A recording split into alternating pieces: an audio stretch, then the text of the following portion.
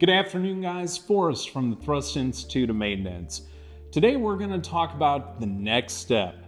Once you're an A&P mechanic, you're able to do a number of things, but it doesn't open you up to all the possibilities in general aviation. Next big step is to get your inspection authorization, also known as the IA. So an inspection authorization is a special authorization given by the FAA to a holder of an A&P license. This authorization enables an A&P mechanic to do the annual inspection, to sign off major repairs and major alterations on an aircraft. People often ask me, what is the importance of having my IA? And what I like to tell them is this: what good is the guy that can fix your car if he can't do the annual inspection? It's the exact same thing. The annual inspection is what's required for the majority of the general aviation fleet. Private owners, private business that operate their aircraft for personal or business use are not subject to the 100-hour inspection that an A&P mechanic might normally conduct. Furthermore, an A&P mechanic is really only authorized to perform minor repairs, minor alterations to an aircraft, and are not authorized to modify them. For example, there are a couple really cool modifications available on light Cessna aircraft that increase the horsepower. An A&P mechanic would be able to do the work, however, he would be unable to return it to service. So, becoming an IA has tremendous benefits for your career in general aviation. For example, when I got my IA, I received a pay increase of almost 30% for the privilege to sign an aircraft off for an annual inspection.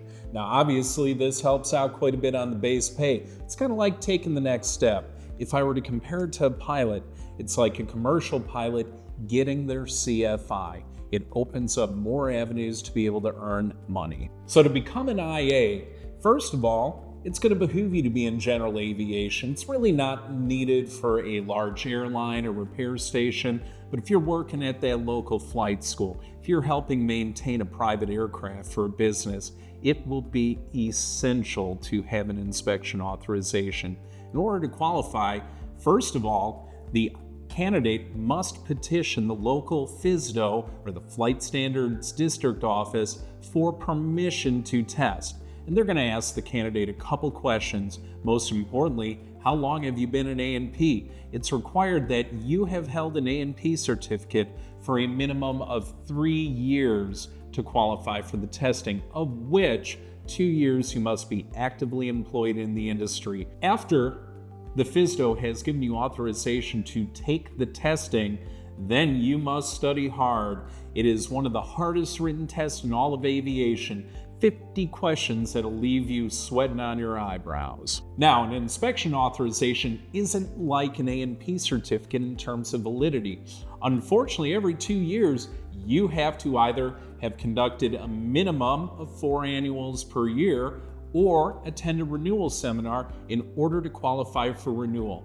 Once one of those renewal activities has been completed, then and only then are you eligible to have your IA issued for another 2 years. And unfortunately, the IA card is nothing special. As a matter of fact, the FAA has kept the same form around for many years. So when an A&P becomes a mechanic, they actually get a little plastic card just like a pilot. When you get your IA, it's on a little piece of paper. And the reason why is all they have to do is put a signature on the back to renew you for 2 more years.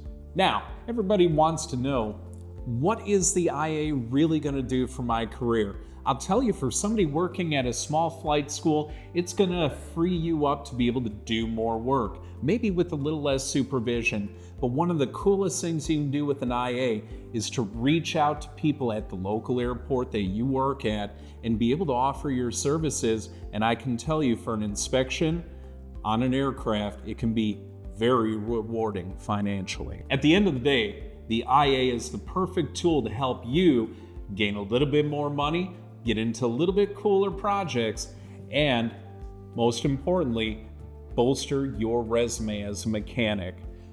Whether you're an independent owner of an aircraft who happens to have an A&P and just wants to be able to do your annual, or if you're working in a major flight school, having your IA is a crucial tool in that toolbox.